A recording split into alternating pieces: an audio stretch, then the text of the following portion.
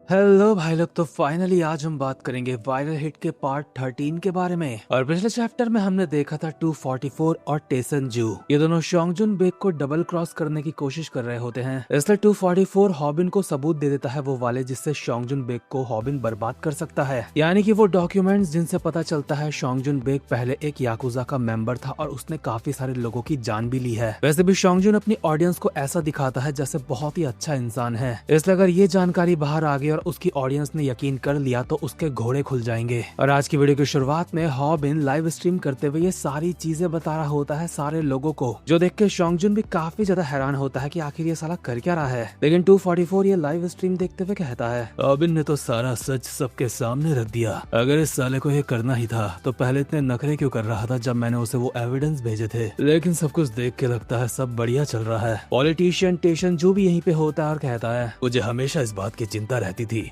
शोंगजुन के पास कुछ ऐसा है जो वो मेरे खिलाफ इस्तेमाल कर सकता है, क्योंकि उसकी एक्स कंपनी की वजह से मैंने अपने काफी सारे ब्लैक मनी को व्हाइट में बदला है। मैं सोच ही रहा था कि इस हरामजादे से पीछा कैसे छुड़वाऊं, लेकिन मेरे लिए काम तुमने कर दिया। तो बताओ तुम आगे क्या करने की सोच रहे हो। अगर मैं तुम्हें पहले ही सब कुछ बता दूं तो ज्यादा मजा नहीं आएगा। ठीक है, अगर ऐसी बात है तो मैं इंतजार करके देखूंगा आगे क्या होता है, लेकिन कहीं शोंगजुन मुझे टारगेट करने की कोशिश तो नहीं करेगा। अरे मैं तुम्हें बता रहा हूँ ऐसा होने के कोई चांस नहीं। शोंगजुन को इस बारे में कुछ नहीं पता, वो जरूर इस वक्त हॉबिन के बारे में ही सोच रहा होगा। उस चोमू को इस बात का अंदाजा नहीं कि हॉबिन को उसको टारगेट करने के लिए मैंने ही बोला था। शोंगजुन से हमारा पीछा जल्दी ही छूट जाएगा। अगर ऐसी बात है तो ठीक है, मैं चलता हूँ। जिस चीज की तुमने मुझसे रिक्वेस्ट करी थी वो मैंने कार में रखवा दी है। अब मैं तुमसे बाद में मिलता हूँ। लेकिन 244 ने इससे क्या रिक्वेस्ट करी थी ये हमें नहीं बताया गया, लेकिन टेसन जो कि यहाँ से जाने के बाद 244 खुद से कहता है, ठीक है चलो देखते हैं इस सब का अंत कैसे होगा।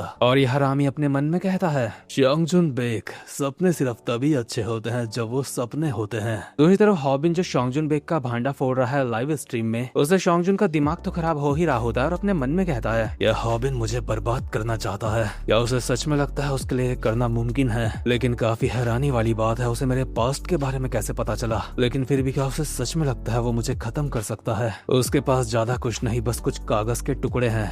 वो जो बातें मेरे बारे में बोल रहा है उसके पास उसके कोई सबूत नहीं। अभी जो वो कर रहा है इससे उल्टा उसी को हेट मिलने लगेगी। हॉबिन सच में बहुत ज्यादा बचकाना है। सच में हो भी यही रहा होता है। डॉक्यूमेंट्स में जो शोंगजुन के बारे में लिखा है और जो हॉबिन बता रहा है उस पर कोई भी ऑडियंस यकीन नहीं करती, क्योंकि लोग शोंगजुन जैसे अच्छे इंसान को जो कम से कम उन्हें अच्छा लगता है उसको इतनी आसानी से कम सबूतों के साथ बुरा इंसान नहीं मान सकते। लोग तो हॉबिन पे ही इल्जाम लगाने लगते हैं कि वो जबरदस्ती की फाइट ले रहा है शोंगजुन बेक से, या फिर वो ऐसा करके शोंगजुन के 5 मिलियन सब्सक्राइबर्स को अपनी तरफ खींचना चाहता है। वैसे भी सबको पता है हॉबिन पैसों के लिए कितना ज्यादा पागल है, इसलिए ये पॉसिबिलिटी बनती है। कुछ लोग बोलते हैं हॉबिन व्यूज का भूखा है। कुल मिला के समझने की कोशिश करो, यहाँ पे वही चल रहा है जो रियल लाइफ कंट्रोवर्सीज में चलता है इंटरनेट की। एक आधे बंदे ऐसा लिख रहे हैं कि शोंगजुन की वाट लग चुकी है, लेकिन काफी सारों को ऐसा लग रहा है कि शोंगजुन को टारगेट करा जा रहा है, यानी कि हॉबिन के सबूत कम पड़ते दिखाई दे रहे हैं। इसलिए हॉबिन चिल्ला के ऑडियंस को कहता है, मैं जानता था तुम लोग मेरे ऊपर यकीन नहीं करोगे, इसलिए मेरे पास इस सब की वीडियो भी है।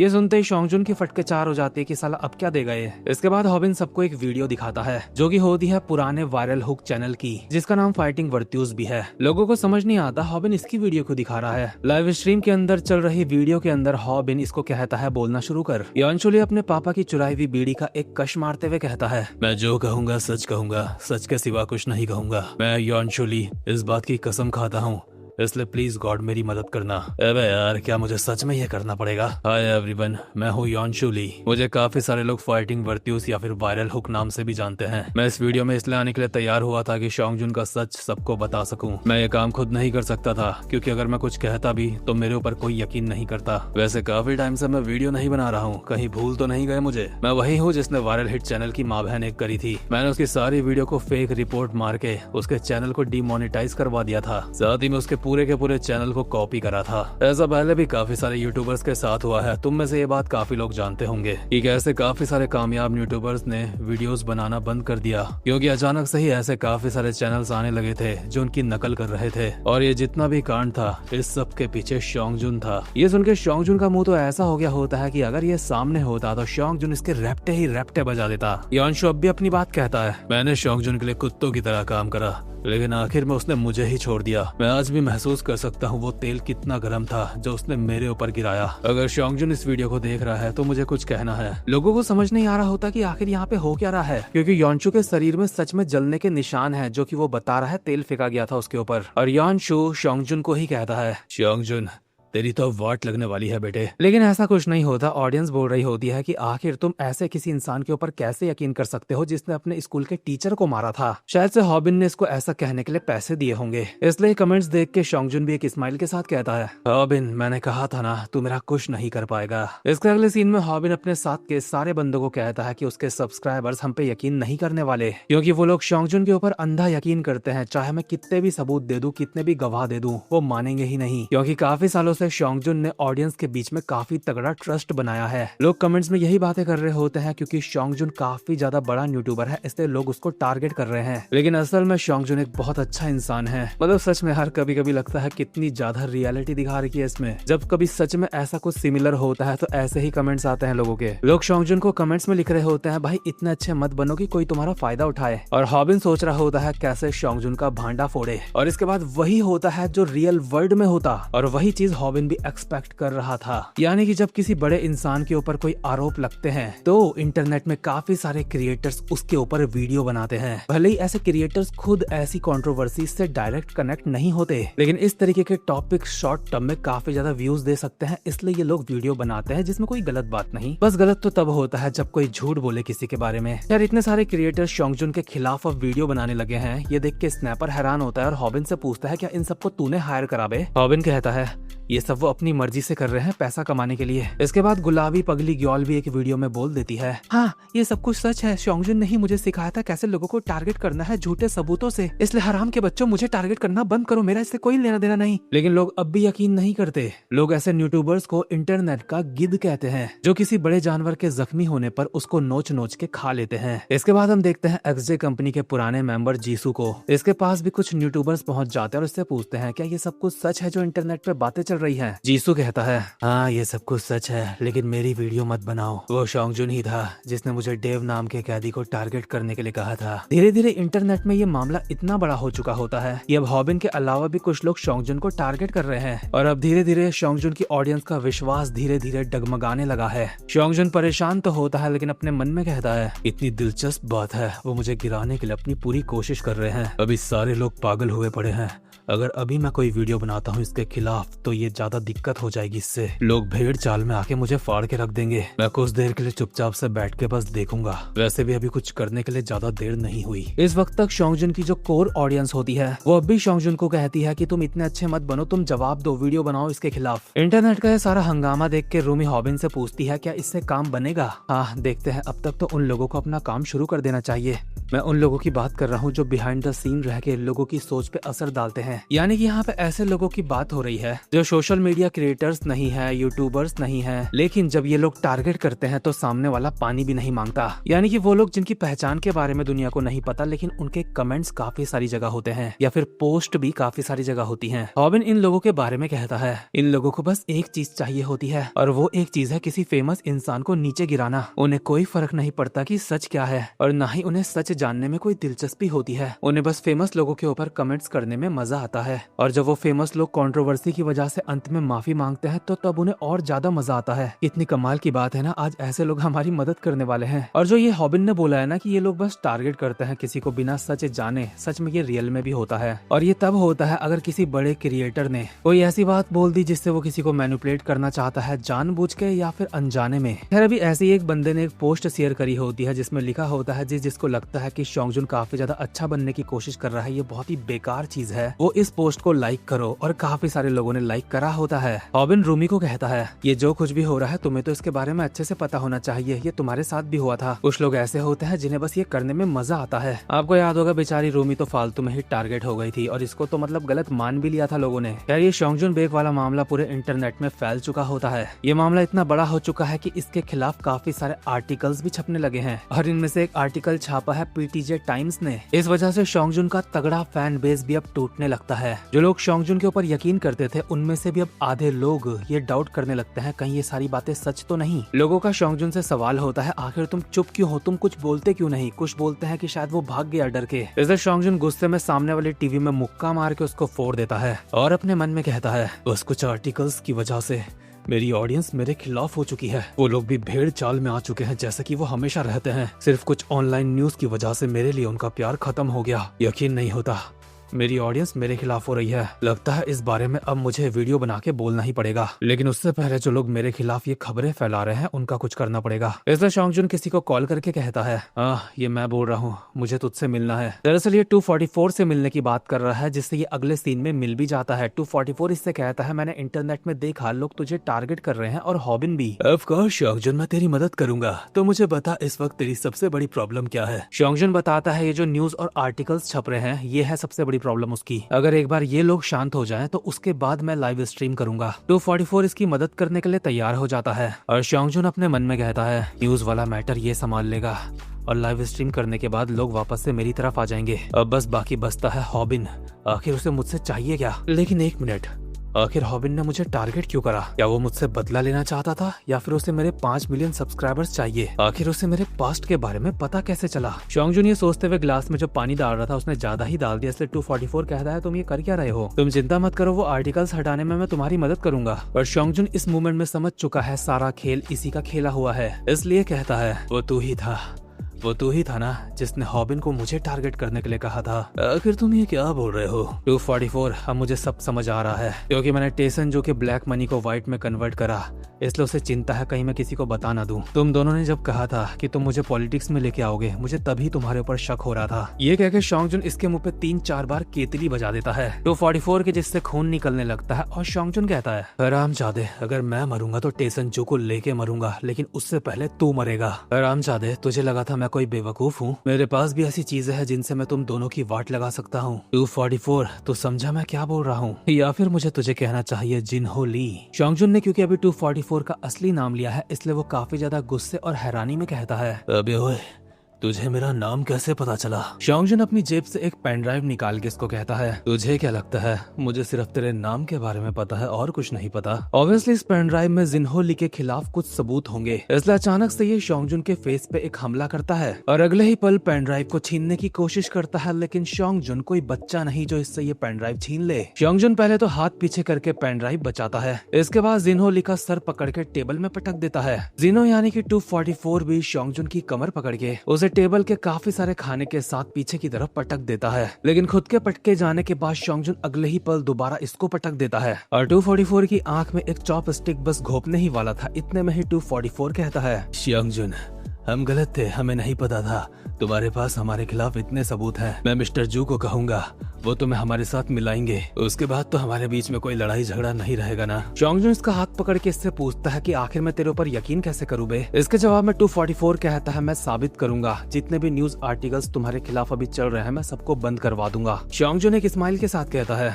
जिन्हो, मैं चाहता हूँ तो ये बात याद रखे, मैं तुझे बस अभी इसलिए नहीं मार रहा हूँ क्योंकि अभी तू मेरे काम का है। ठीक है शोंगजुन, लेकिन तुम अपने गुस्से को हॉबिन के ऊपर निकालो। और इसके अगले सीन में 244 के वादे के मुताबिक शोंगजुन के खिलाफ जितने भी न्यूज आर्टिकल्स थे सारे के सारे इंटरनेट से हट चुके होते हैं, यानी कि 244 भी पावर तो होल्ड करता ही है। ये सब देख के शोंगजुन के चेहरे में एक स्माइल आ जाती है और सोचता है सब कुछ उसके प्लान के हिसाब से चल रहा है। न्यूज आर्टिकल्स वालों का बंदोबस्त हो चुका है और अब बारी है उन यूट्यूबर्स की जो शोंगजुन को टारगेट कर रहे थे, और उन यूट्यूबर्स को ठिकाने लगाने के लिए शोंगजुन को आना पड़ेगा लाइव स्ट्रीम में। शोंगजुन जैसे ही लाइव स्ट्रीम में आता है, स्नैपर हॉबिन के सामने हल्ला मचा के बोल देता है कि वो हमारे सारे के सारे जितने भी इल्जाम लगाए थे उनको गलत साबित कर रहा है। शोंगजुन सबसे पहले जैसे ही लाइव आता है तो शुरुआत में उसे भी ऐसे ही कमेंट आ रहे होते हैं, ये छुपा हुआ था वापस आ चुका है, लेकिन ऐसे ही लोगों के ओपिनियंस को बदलने के लिए शोंगजुन लाइव आया है और कहता है दिस इज शोंगजुन, और मैं आज इसलिए बोल रहा हूँ क्योंकि मैं ये सब कुछ इग्नोर नहीं मार सकता। हाल ही में जो कंट्रोवर्सी हुई जिसमें मेरे ऊपर काफी सारे यूट्यूबर्स ने आरोप लगाए, वो सारे के सारे झूठ थे, खुद से बनाए हुए थे। और इसी टाइम पे जो ऑडियंस शोंगजुन पे यकीन रख रही थी पहले से, वो सारे के सारे जोश में आ जाते हैं और कहते हैं कि हमें तो पहले से ही पता था। और जो यूट्यूबर्स इस पे झूठे आरोप लगा रहे थे उनकी अब वाट लगने वाली है। और सच बताऊं, कोई भी सोशल मीडिया क्रिएटर अगर उसके खिलाफ ऐसी ही कॉन्ट्रोवर्सीज करी जाती है उसको फंसाने के लिए, और वो बिल्कुल गलत नहीं है,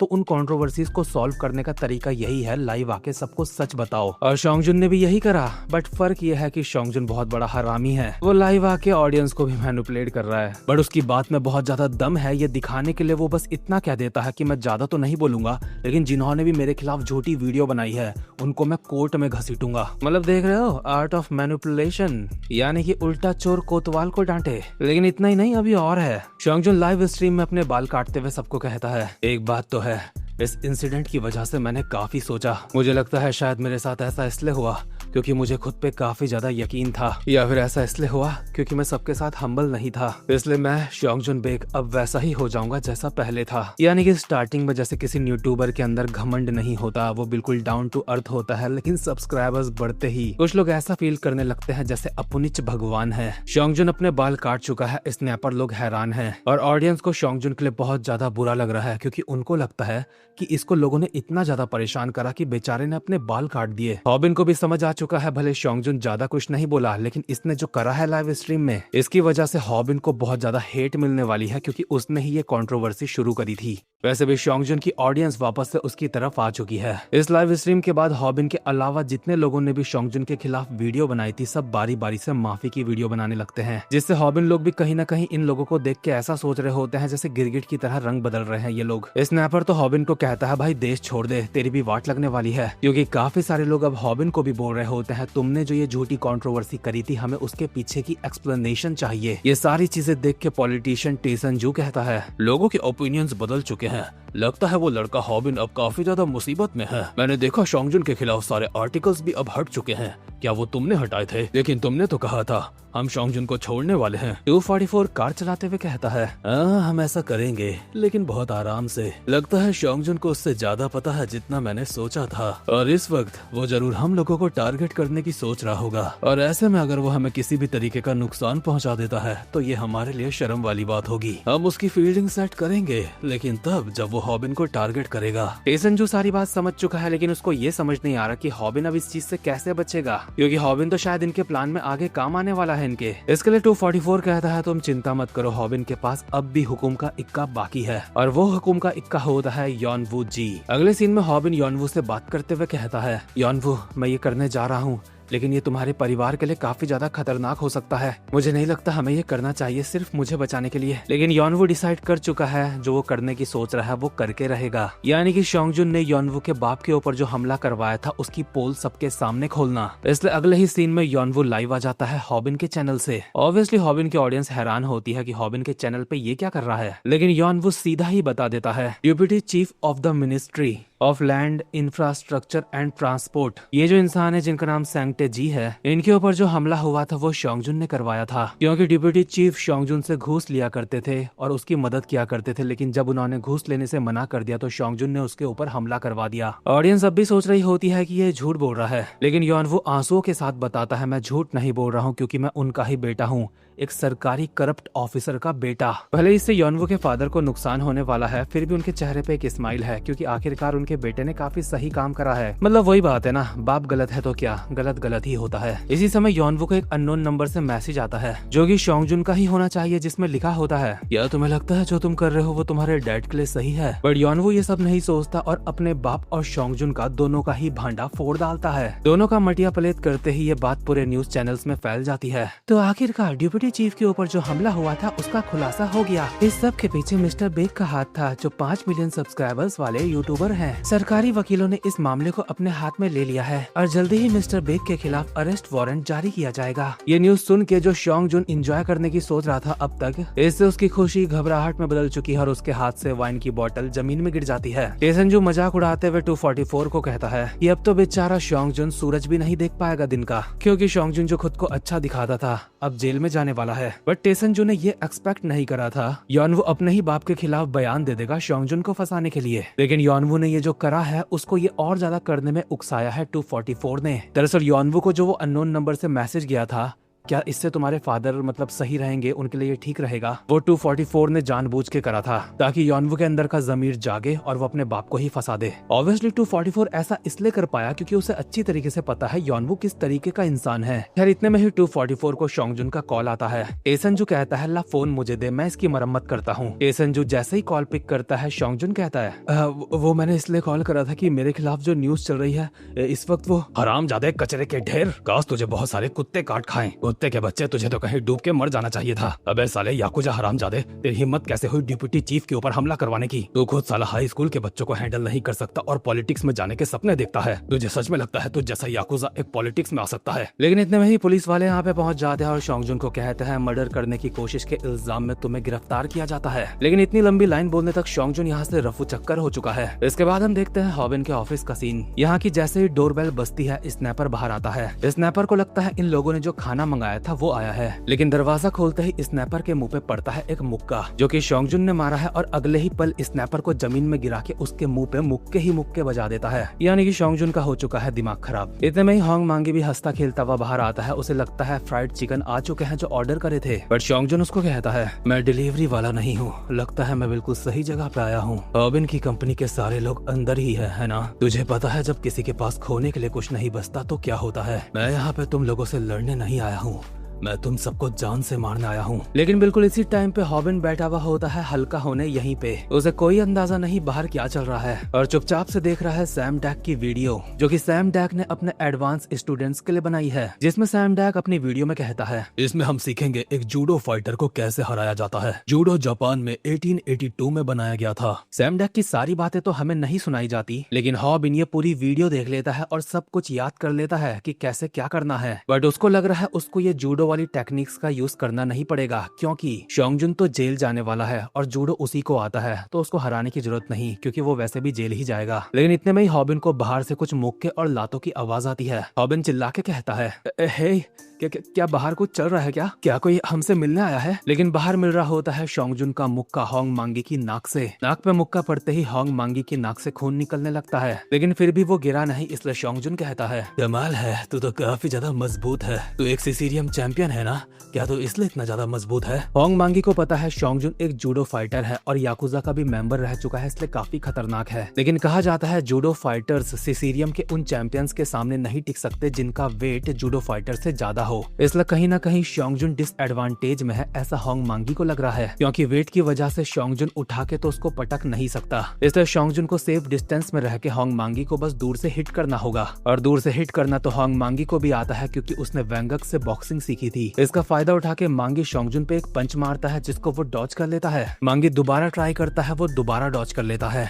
मांगी को बस इंतजार होता है कि वो एक मुक्का इसके मार दे और इसका काम हो जाएगा एक में ही। लेकिन शोंगजुन अचानक से ही डॉज करना बंद करके इसके पास आ जाता है। मांगी को समझ नहीं आता कि इसके पास क्यों आ रहा है। क्या ये ताकत टेस्ट करना चाहता है कि पास से कौन ज्यादा खतरनाक है? वैसे भी एक सिसीरियम चैंपियन के पास आना खतरे से खाली नहीं, क्योंकि सिसीरियम चैंपियन किसी को पटक सकता है। इसलिए मांगी शोंगजुन के पास आते ही उसको पकड़ने की कोशिश करता है, पर शोंगजुन उसके अंडों में अपने घुटने बजा देता है। मांगी की आंखें सफेद पड़ चुकी है और शोंगजुन उसका सर पकड़ के लगातार अंडों में ही घुटने बजाए जा रहा है, जिसकी मांगी ने बिल्कुल भी उम्मीद नहीं करी थी, क्योंकि मार्शल आर्ट में इस तरीके के अटैक्स मारना अलाउड नहीं होता और मांगी ने हमेशा मार्शल आर्ट ही करी है जिसमें रूल्स होते हैं। मांगी सोच ही रहा होता है ये तो एक फाउल है। इतने में ही शोंगजुन अपनी 2 उंगलियां इसकी आंख में डाल देता है एक और फाउल करके, और अब मांगी पीछे हट के एक हाथ से अंडे पकड़ा हुआ है और एक से आंख। शोंगजुन इसको कहता है सब कहते हैं अगर हम अपने दुश्मन के प्रेशर पॉइंट पे हमला करें तो हम जीत सकते हैं, लेकिन फिर लोग अपने दुश्मन के प्रेशर पॉइंट पे हमला क्यों नहीं करते? क्योंकि जवाब सिंपल है, इससे कोई मर भी सकता है। मांगी की हालत खराब हो चुकी है, लेकिन वो सोचता है कि बस एक बार इसको पकड़ लूं, बस एक बारी में ही हरा दूंगा इसको। इसलिए भागते हुए शोंगजुन के पास आता है उसको पकड़ने के लिए, लेकिन शोंगजुन उसके भागने के फोर्स को ही इस्तेमाल करके उसको हवा में उठा के पटक देता है और घसीटता हुआ लेके जाता है फ्रिज के पास और कहता है लोगों को फाइट के बारे में अपनी मानसिकता बदलनी होगी। फाइट कोई स्पोर्ट नहीं बल्कि ये तो खून खराबा है, जहाँ पे कोई भी नियम नहीं चलते, तुम्हें बस अपने अपोनेंट को खत्म करना है। लेकिन मार्शल आर्ट कॉम्पिटिशन्स में काफी सारी लिमिटेशंस होती हैं, वहाँ पे तो हम हथियार भी इस्तेमाल नहीं कर सकते। शोंगजुन फ्रिज से एक बियर कैन निकाल के इसके मुंह ही मुंह पे बजा देता है, जिससे ऑब्वियसली मांगी का कचुम्बर बन चुका है। और उसी बियर कैन को खोल के शोंगजुन कहता है वैसे तुम सब तो माइनर्स हो ना, तो तुम्हारे फ्रिज में ये बियर क्यों रखी है बे? क्या माइनर्स का बियर पीना सही है? तुम लोग तो यूट्यूबर हो है ना, इसलिए ये बिल्कुल भी सही नहीं। मैंने पब्लिक में अपनी इमेज सही करने के लिए अल्कोहल तक को छोड़ दिया। वैसे मोटे, तूने अपनी नाक की सर्जरी गंगनम में करवाई थी ना? तुझे पता है मैं वहीं पे पॉलिटिक्स करना चाहता था, लेकिन अब देख, जो इंसान पॉलिटिशियन बनना चाहता था आज उसके ऐसे हाल हैं। आखिर मैं ऐसी सिचुएशन में क्यों हूँ? और ऑब्वियसली बाहर सारी जगह पुलिस वाले शोंगजुन को ढूंढ रहे हैं। उन्होंने इंतजाम कर दिया है कि शोंगजुन देश छोड़ के ना जा सके। शोंगजुन एक सिप मार के कहता है, ये सब कुछ तुम लोगों की वजह से हुआ, तुम लोगों को मुझसे माफी मांगनी चाहिए। लेकिन इतने में ही योनवू यहाँ पे आ जाता है और जब देखता है यहाँ का हाल तो चिल्लाते हुए शोंगजुन को कहता है, तू एक बुरा इंसान है, तू एक मॉन्स्टर है। इतने में ही शोंगजुन इसके पेट में भी एक खतरनाक सा मुक्का बजा देता है, जिसको ऑब्वियसली योनवू आराम से झेल जाता है क्योंकि उसकी मार्शल आर्ट में यही सिखाया जाता है। शोंगजुन हरामखोरी वाली स्माइल के साथ कहता है, योनवू हम पहले साथ हुआ करते थे, हम एक ही टीम में थे और सब कुछ अच्छा चल रहा था। योनवू इसके एक मुक्का मारते हुए कहता है, हाँ हम पहले एक साथ थे, इसलिए अब मैं पछताता हूँ उस बात पे। योनवू को इस बात पे यकीन है अगर ये दोनों एक दूसरे के मुक्के ही मुक्के मारते रहे तो योनवू सारे मुक्के झेल लेगा और एंड में जीत जाएगा। लेकिन शोंगजुन इसके मुंह पे बियर फेंक देता है जिससे इसे कुछ दिखाई नहीं देता और जैसे ही योनवू को पकड़ के हवा में उछालता है, पहले योनवू को लगता है योनवू इस हमले को झेल लेगा क्योंकि उसकी बॉडी काफी स्ट्रॉन्ग है, लेकिन उसे पता है उसने अपनी कमर को आज तक कभी ट्रेन नहीं करा और शोंगजुन उसको जमीन में नहीं पटकने वाला बल्कि एक टेबल के कोने में पटकता है, जिससे योनवू की आत्मा बाहर आ जाती है। आपको पता है ऐसी जगहों पे जब पड़ती है तो बहुत दर्द होता है। ये बिल्कुल वैसा ही है जब चलते चलते हमारा अंगूठा या फिर पैर की छोटी वाली उंगली किसी बेड के कोने में लग जाती है। योनवू की हालत खराब हो चुकी है और शोंगजुन कहता है, तूने ये क्यों करा? मैंने तुझसे पूछा तूने ये क्यों करा?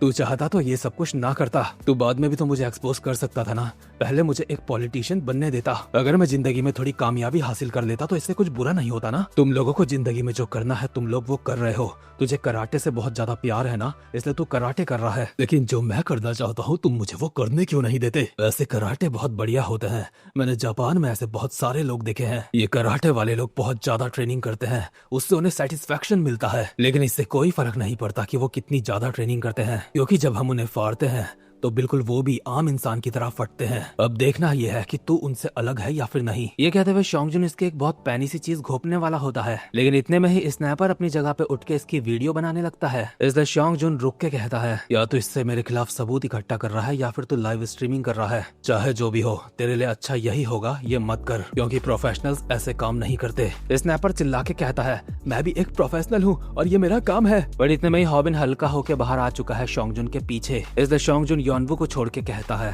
अच्छा तो तू घर में ही है, लगता है हम दोनों का आमना सामना करना बिल्कुल तय है। तुझे नहीं लगता हॉबिन यही हमारी किस्मत में है? सच में तेरी एंट्रेंस काफी ज्यादा कमाल की थी, इसलिए तेरे इतने ज्यादा सब्सक्राइबर्स हैं यूट्यूब में ना। लेकिन मुझे बस एक और कदम आगे जाना था अपनी जिंदगी में, बस एक और कदम। तो फिर तूने ये सब कुछ क्यों करा? हॉबिन के हाथ में तेल की एक शीशी होती है और वो कुछ नहीं कहता। ये तेल की शीशी देख के मुझे लगा था यहाँ पे तेल चटाई का कुछ नहीं। हॉबिन अभी ये सारा तेल अपने सर पे डाल देता है और साथ ही में अपने पूरे शरीर में लगाने लगता है। साथ में शोंगजुन को जवाब देता है, अब यहाँ तक आके कहने को बचा ही क्या है शोंगजुन? ऐसी सिचुएशन में आखिर तू मुझसे क्या जवाब सुनना चाहता है तेरी बात का? तू भी और मैं भी अच्छी तरीके से हमेशा से जानते थे हम दोनों का आमना सामना कभी तो होना ही था। और हॉबिन अपने मन में कहता है, शोंगजुन अब मैं तुझे दिखाऊंगा एक जूडो फाइटर को कैसे हराया जाता है। लेकिन इसके बाद हम देखते हैं डोंग शॉक को, जो 244 से मिलने आता है और उसे बताता है शोंगजुन को जब पुलिस पकड़ने गई थी तो शोंगजुन वहाँ से गायब हो गया। ये काफी ज्यादा चिंता वाली बात है। पर 244 यानी कि जिन हो एक स्माइल के साथ कहता है, नहीं ये कोई परेशानी वाली बात नहीं, वो जरूर हॉबिन को पेलने गया होगा, वैसे भी इस वक्त पे उसी से खुंदस है उसे। डोंग शॉक पूछता है, तो अब आप आगे क्या करने वाले हो? तुम्हें क्या लगता है मैं क्या करूंगा? अब वक्त आ चुका है अपनी चाल चलने का। दूसरी तरफ हॉबिन तेल रगड़ के तैयार है फाइट करने के लिए। ये देख के शोंगजुन कहता है, क्या तूने अपने पूरे शरीर में तेल लगा लिया? तो ऐसा फील होता है तुझसे फाइट करना। अंदर से मैं देखना चाहता हूँ तू आगे और क्या करेगा, लेकिन मुझे थोड़ा डर भी लग रहा है। क्या तू मेरे ऊपर वो टेक्निक्स इस्तेमाल करेगा जिससे एक जूडो फाइटर को हराया जाता है? स्नैपर वीडियो बनाते हुए अपने मन में कहता है, हॉबिन तुम्हें जीतना होगा, यहाँ अब बस तुम ही बचे जो उसको हरा सकता है। पर इतने में ही शोंगजुन झपट पड़ता है हॉबिन के ऊपर। इसके बाद हमें उस वक्त का सीन दिखाया जाता है जब हॉबिन सैम डैक की वीडियो देख रहा था, जहाँ पे सैम डैक कहता है, जूडो एक ऐसा मार्शल आर्ट है जिसका मेन मूव होता है किसी को पकड़ के जमीन में गिराना। जिस जमीन में तुम किसी को पटकते हो अगर वो हार्ड है तो इंसान मर भी सकता है। जूडो को रियल फाइट्स के लिए काफी बढ़िया मार्शल आर्ट माना जाता है। किसी जूडो वाले बंदे से फाइट करना अपने ही पैर पे कुल्हाड़ी मारने जैसा है, क्योंकि अगर तुम उनके ऊपर हमला करते हो तो तुम उन्हें एक मौका मौका दे दोगे, इसलिए तुम्हें एक जूडो फाइटर से फाइट करना अवॉइड करना चाहिए अगर तुम एक प्रोफेशनल नहीं हो। लेकिन अगर तुम्हारे पास और कोई रास्ता नहीं, तुम्हें फाइट करनी ही पड़ेगी। तो उसके लिए मैं तुम्हें सिखाऊंगा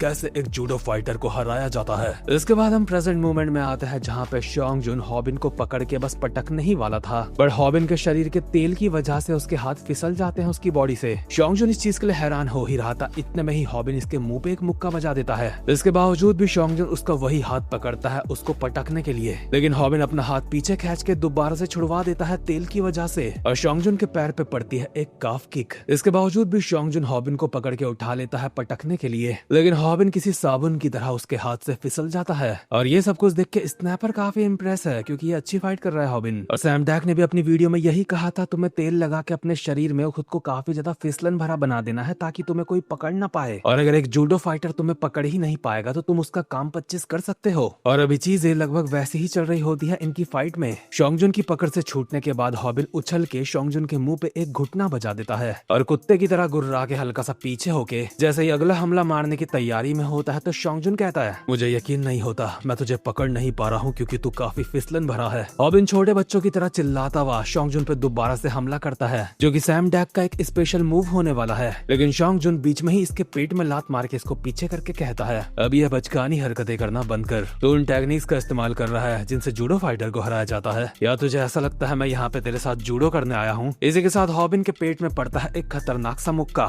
इसके बाद हॉबिन की रिब्स में एक मुक्का बजा के ये हॉबिन को नीचे कर देता है और कहता है, तूने खुद ही अपनी लाइव स्ट्रीम में कहा था मैं एक याकुजा हूँ, क्या तुझे सच में लगता है एक याकुजा सिर्फ जूडो का इस्तेमाल करेगा? तुझे पता है जब मैं तेरी वीडियोस देखता था तो मेरा मत्था बहुत खनकता था, तू साला जब देखो अपनी वीडियोस में बातें करता रहता था कैसे टाइकोंडो फाइटर को हराया जाए, कैसे हराए सिसीरियम को या फिर किक बॉक्सिंग को या फिर बॉक्सिंग को, लेकिन अलग अलग मार्शल आर्ट के खिलाफ फाइट करने से अच्छा तुझे ये सीखना चाहिए था एक रियल फाइट को कैसे जीता जाए। बेटे अगर तू अपने शरीर पे पूरा तेल लगा देगा जिस वजह से मैं तुझे पकड़ नहीं पाऊंगा तो इस गलतफहमी में मत रहियो, क्योंकि तुझे अपने मुंह के अंदर भी तेल लगाना चाहिए था। मतलब शॉन्ग जुन ने ऐसी बात कर दी है, जिस छेद में तेरे शरीर में तेल नहीं लगा होगा वहीं से पकड़ लूंगा बेटे तुझे। शॉन्ग जुन करता भी यही है, इसके मुंह के अंदर हाथ डाल के इसको उठा के पटक देता है, जिससे हॉबिन की हालत खराब हो चुकी होती है, उसे ऐसा महसूस होने लगता है जैसे वो मरने वाला है। शॉन्ग जुन कहता है, तेरी टेक्निक्स फेल हो गई हॉबिन, तुझे पता है मुझे यूएफसी से नफरत क्यों है? क्योंकि उसमें दो लोगों की फाइट के बीच में एक रेफरी होता है और वहाँ पे रूल्स के मुताबिक ये चुना जाता है कि कौन जीता। लेकिन क्या मैं सच में इसको फाइट बोल सकता हूँ? मेरे लिए बस ये एंटरटेनमेंट से ज्यादा और कुछ नहीं। हॉबिन सोचता है ये सारा लफड़ा मेरी वजह से हो रहा है, इसलिए मुझे ही इसको ठीक करना पड़ेगा। इसलिए एक बॉडी रोल करता हुआ शॉन्ग जुन के पास आता है अपनी टांगों से उसको पकड़ने के लिए, लेकिन शॉन्ग जुन इसके मुंह पे ऐसे लात चिपका देता है जैसे ये कोई चींटी होगा। हालांकि चींटी को भी ऐसे नहीं मारना चाहिए, लेकिन अभी उसी स्टाइल में पिटा है ये। शॉन्ग जुन अभी अपनी स्माइलिंग गॉब्लिन वाली औकात में आ चुका है और उसके शरीर को खतरनाक सा डैमेज देने से पहले कहता है, तुझे पता है एक असली फाइट क्या होती है? एक असली फाइट में हम काटते हैं, घोपते हैं, हड्डियां तोड़ते हैं, जो कि अभी हॉबिन की भी टूटनी स्टार्ट हो चुकी होती है। ये देख के स्नैपर भाग के आता है कि अबे साले रुक जाए, क्या कर रहा है? लेकिन शॉन्ग जुन स्नैपर के मुंह पे मुक्का मार के उसको पीछे कर देता है और दोबारा से हॉबिन के दोनों कंधे पकड़ के कहता है, मैंने तुझसे पूछा तूने ये सब कुछ क्यों करा? मैं जानता हूँ तेरी जिंदगी में काफी दिक्कतें हैं, लेकिन दिक्कतें तो मेरी जिंदगी में भी रही हैं, इसलिए तुझे मेरे साथ ये सब कुछ नहीं करना चाहिए था, मुझे टारगेट नहीं बनाना चाहिए था। शॉन्ग जुन ने हॉबिन को उसकी कॉलर बोन से भी ऐसे दबा दिया होता है जैसे हड्डी उखाड़ ही देगा और चिल्ला के कहता है, हम दोनों एक जैसे हरामजादे, उसके बावजूद भी तूने ऐसा क्यों करा? लेकिन इतने में ही इस जगह का कांच टूटता है और बाहर से एक लात आके लगती है शॉन्ग जुन के मुंह पे, जिससे ऑब्वियसली वो पीछे जाके गिरता है और ये किक मारी है टेहुन ने। मुंह के बीचों बीच ये लात खाने के बावजूद भी शॉन्ग जुन कहता है, आखिर ये क्या चल रहा है?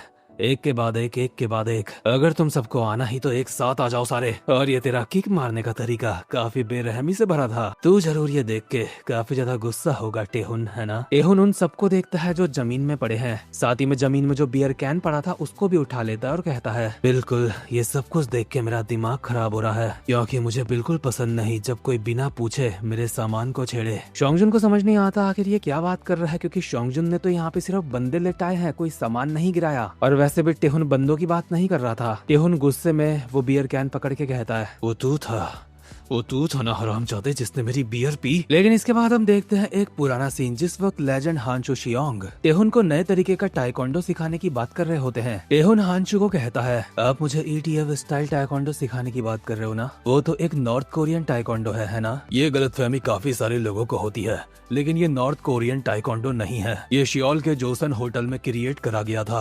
1966 22 मार्च को। लोग इसके बारे में तरह तरह की बातें करते हैं, लेकिन असल में ये साउथ कोरियन टाइकोंडो है। लेकिन आप इसके बारे में इतनी अच्छे से कैसे जानते हो? ओ दरअसल सच ये है कि मैंने नॉर्थ कोरिया में भी कुछ बच्चों को टाइकोंडो सिखाया है। क्या आप नॉर्थ कोरिया भी रह चुके हो? आखिर आप असल में हो कौन? और आपने पहले मुझे ITF स्टाइल टाइकोंडो क्यों नहीं सिखाया? वो इसलिए क्योंकि मुझे लगा था तुम्हारा सपना एक प्रोफेशनल एथलीट बनना है कोरिया के लिए, इसलिए मैंने सिर्फ तुम्हें WT स्टाइल टाइकोंडो सिखाया। अगर मुझे पता होता कि MMA करके मुनचोंग से हारने के बाद तुम काफी ज्यादा गुस्सा हो जाओगे तो मैं तुम्हें पहले ही ITF स्टाइल टाइकोंडो सिखा देता। हांचो टेहुन को हेड गियर देते हुए कहते हैं, तो अब बताओ तुम ये टाइकोंडो सीखना चाहते हो या नहीं? हाँ मैं सीखना तो चाहता हूँ, लेकिन मुझे चिंता है कहीं मैं आपको चोट ना पहुँचा दूँ। पर इतने में हांचो ही इसकी कमर में काफी तगड़ी लात बजा देते हैं। आप मुझे अचानक से ऐसे किक नहीं कर सकते, हमें पहले चेस्ट गार्ड पहनना चाहिए था, उसके बाद अपनी स्पारिंग स्टार्ट करनी थी। क्या तुम बात कर रहे हो स्पारिंग की? बेटा जो ITF स्टाइल टाइकोंडो में तुम्हें सिखाने वाला हूँ इसमें स्पारिंग नाम की कोई चीज नहीं होती, क्योंकि इसमें तुम एम करते हो अपने दुश्मन को पूरी तरीके से मारने का।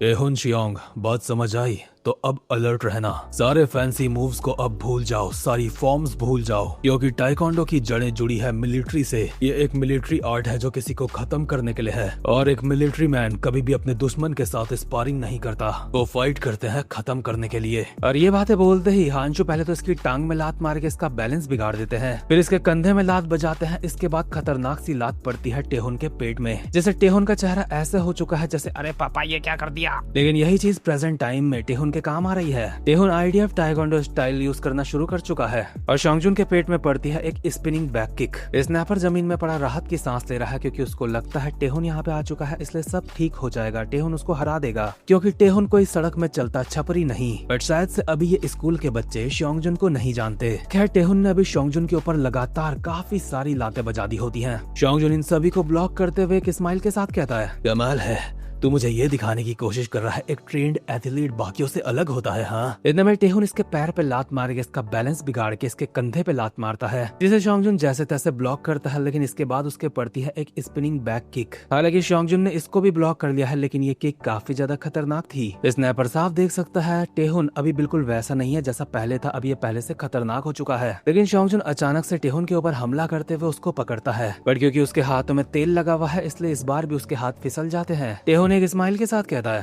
अबे बुढ़े तुझे पहले अपने हाथ धो लेने चाहिए थे। इसके बाद पड़ती है शोंगजुन के एक और बैक किक, जिसे वो ब्लॉक करते हुए थोड़ा पीछे जाता है और वो तेल की शीशी उठा लेता है जो हॉबिन यूज कर रहा था, और इस बॉटल को टेबल में पटक के तोड़ के यहाँ पे तेल ही तेल कर देता है जमीन में, और कहता है, सच में ये दिमाग खराब करने वाली चीज है टेहुन, चला जा इस फाइट को अब बिल्कुल सही तरीके से करते हैं, क्योंकि ये सही नहीं कि मैं ही बस यहाँ पे अपना मार्शल आर्ट इस्तेमाल न कर पाऊँ, इसलिए तुझे भी उसे इस्तेमाल नहीं करना चाहिए। तो बता क्या बिना अपने पैरों का इस्तेमाल करके तू मुझे हरा सकता है? स्नैपर जैसे ही चिंता करने लगता है कि अब टेहुन उसे हरा नहीं पाएगा, क्योंकि अपनी टांगों का इस्तेमाल नहीं कर सकता तेल की वजह से। टेहुन एक मुक्का मार के शोंगजुन को काफी बढ़िया करके हवा में उड़ा देता है, और इसके बाद तो शोंगजुन के ऊपर मुक्कों की बारिश हो जाती है। टेहुन कहता है, तुझे ये किसने कहा? ITF स्टाइल टाइकोंडो में मैं सिर्फ अपने पैरों का इस्तेमाल कर सकता हूँ। ये देख के साइड में पड़े पड़े स्नैपर को भी जोश आने लगता है और कहता है, बहुत बढ़िया, टेहुन कोई सड़क में चलता छपरी नहीं जो उसे ऐसे ही हरा दे कोई, वो एक प्रोफेशनली ट्रेंड छपरी है। इतनी मार खाने के बाद जब शोंगजुन नीचे गिर रहा होता है तो गिरते गिरते इसकी शर्ट पकड़ लेता है। टेहुन कहता है, अबे बुढ़े गिरते गिरते मुझे पकड़ने का क्या फायदा, तेरे हाथ फिसल रहे हैं। लेकिन सरप्राइजिंगली इस बार उसके हाथ नहीं फिसलते, क्योंकि इस हरामी ने जो बोतल फोड़ी थी टेबल में, उसके कांच का चूरा इसके हाथ में गिर गया था, जो कि किसी पाउडर जैसा काम कर रहा है।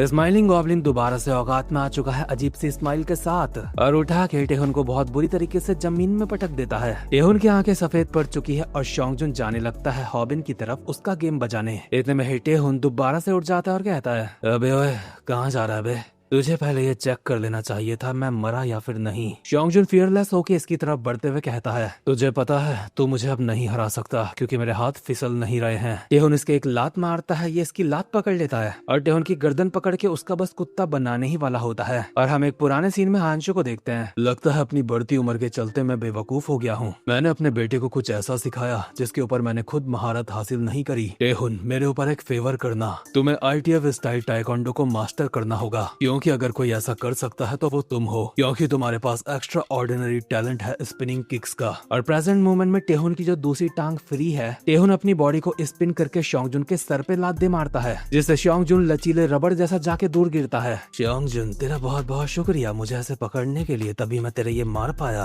और हमें बैकग्राउंड में हांशु की वॉइस ओवर आती है, अब तुम्हें कोई भी हरा नहीं पाएगा। ये लात से शोंगजुन गिर चुका है। स्नैपर हैरान है और कहता है मुझे यकीन नहीं होता उसने शोंगजुन को हरा दिया। अब हमें अपने क्रू मेंबर्स का ध्यान रखना होगा, उन्हें बहुत बुरी तरीके से चोटें लगी हैं। यहाँ से सब कुछ मेरे ऊपर छोड़ दो, तुम आराम करो। लेकिन इतने में ही शोंगजुन दोबारा से उठ जाता है और एक किलर स्माइल के साथ कहता है, ए हुन तू कहाँ जा रहा है? तुझे पहले चेक कर लेना चाहिए था मैं मरा या फिर नहीं। और अचानक से टेहुन का सर पकड़ के उसके मुंह पे घुटने ही घुटने बजा देता है। जो स्नैपर अब तक जीत की खुशी में था, अब वो उसे पिटता हुआ देख रहा है। हमें बस फटकों की आवाजें सुनाई दे रही है और शोंगजुन कहता है, तुझे पता है क्यों तुम में से कोई भी मुझे नहीं हरा सकता? क्योंकि तुम लोग बहुत ही आसान माहौल में पले बड़े हो, लेकिन मैं बड़ा हुआ हूँ सरवाइव करते हुए। अभी हम इसके याकुजास के डेज का पैनल भी देखते हैं, एक जिसमें भाई के 3 बड़े बड़े चक्कू घुपे हैं, लेकिन फिर भी लॉन्डे ने अकेले ही काफी सारे बंदों को पेल के रखा है। और देखा जाए तो लिटरली इसने हॉबिन की पूरी कंपनी अकेले पेल दी। देखा जाए तो शुरुआत से इस पे इतना दम था, ये कभी भी हॉबिन की पूरी कंपनी तबाह कर सकता था, लेकिन इसने नहीं करा क्योंकि इसको बस पैसे कमाने हैं, इसको कोई खास दुश्मनी नहीं थी हॉबिन से। और अभी टेहुन की गर्दन पकड़ के कहता है, तुझे सच में लगता है वो कुछ बच्चे जिनके पास बचपन से रहने के लिए छत थी, वो मुझ जैसे किसी इंसान को हरा पाएंगे जिसने जिंदगी ही सरवाइव करते हुए बिताई है? तुम जैसे बच्चे मुझे कभी नहीं हरा सकते, भले ही तुम्हारी जान ही दाव पे क्यों ना लगी हो। इतने में ही हॉबिन को भी होश आ जाता है और शोंगजुन बिल्कुल इसी टाइम पे टेहुन की टांग पकड़ के रॉड से उसकी टांग बस तोड़ने ही वाला होता है और कहता है, हॉबिन तो तुझे होश आ गया है,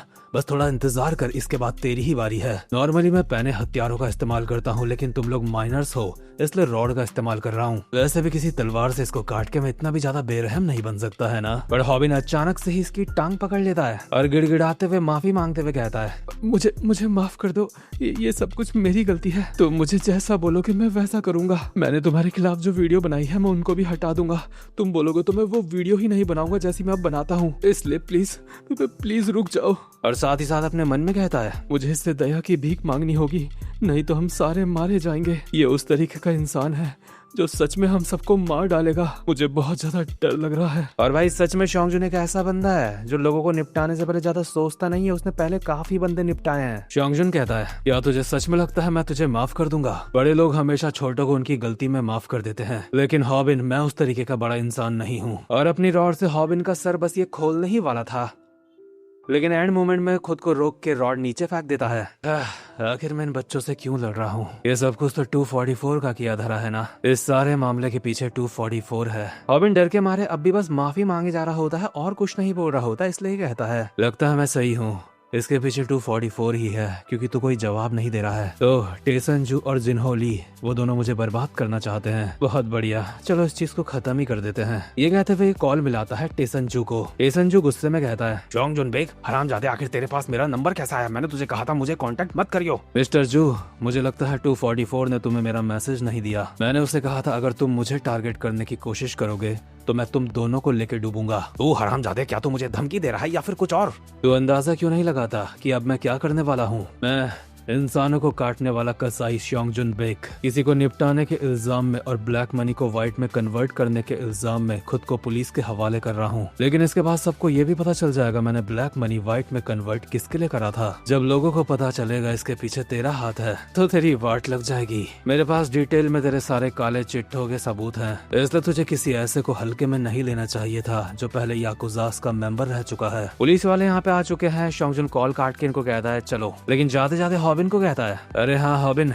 मुझे लगता है मैं तुम्हें काफी टाइम तक देख नहीं पाऊंगा, लेकिन शायद हम प्रैक्टिकली दोनों के दोनों दोस्त बन चुके हैं, है ना? इसके बाद सीन शिफ्ट होता है। टेसनजू गुस्से में आता है 244 के पास और उसे गालियां देता हुआ अपनी चिंता बताता है कि शोंगजुन पुलिस वालों को सब कुछ बता देगा मेरे खिलाफ। बुड्ढे का गुस्सा शांत होने का नाम नहीं दे रहा होता, लेकिन 244 काफी ज्यादा चिल होता है। साथ में कहता भी है कि हाँ, पुलिस वालों को अगर सब कुछ पता चल गया तो हम दोनों की तो वाट लग जाएगी। ये सुन के बुड्ढा और ज्यादा गुस्सा होकर तोड़ फोड़ में उतर आने की सोच रहा होता है, पर 244 कहता है, मिस्टर जू मेरे ऊपर यकीन रखो। इसके बाद हम हॉबिन के ऑफिस का सीन देखते हैं, जहाँ पे हॉबिन दीवार के सहारे किसी भिखारी की तरह बैठा होता है और स्नैपर से पूछता है क्या ये सब कुछ खत्म हो गया? स्नैपर कहता है, हाँ लग तो यही रहा है, पुलिस वाले उसे ले गए हैं। स्नैपर मुझे माफ कर देना, ये सब कुछ मेरी गलती थी। अबे यार अभी ये सब कुछ करने का वक्त नहीं है। वैसे स्नैपर तुम वो मोबाइल से क्या वीडियो बना रहे थे? अच्छा वो मैं इसलिए बना रहा था, क्या पता आगे काम आ जाती हमारे। तुम सच में कमाल के हो, तुमने वीडियो बनाते बनाते पुलिस को भी कॉल कर दिया ना।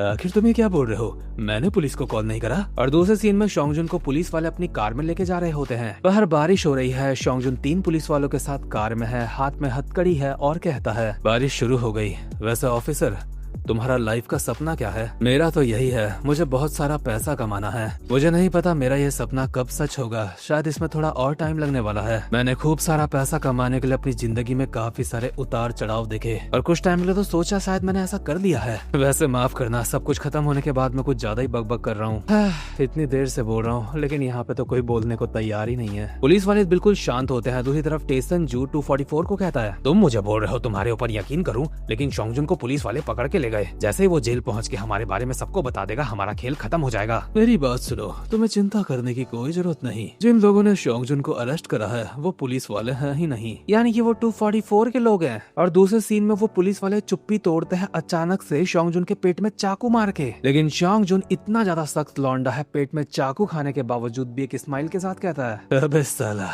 तो इसके पीछे भी जिन्हो का हाथ है क्या? और ध्यान देने वाली बात है इसके हाथ में भी हथकड़ी है, लेकिन मुझे फिर भी यकीन है ये पुलिस वालों को पेल देगा। हालांकि चैप्टर यहाँ पे और वीडियो यहाँ पे खत्म हो चुकी है, लेकिन आगे चीजें बहुत ज्यादा दिलचस्प होने वाली हैं। और मानना पड़ेगा शोंगजुन बेक एक काफी ज्यादा ओपी बंदा है। ओके गाइस, जिस किसी को वीडियो को लाइक और चैनल को सब्सक्राइब करने में कोई दिक्कत नहीं वो कर देना। अब मैं मिलूंगा आपसे अपनी नेक्स्ट वीडियो में, तब तक के लिए गुड बाय।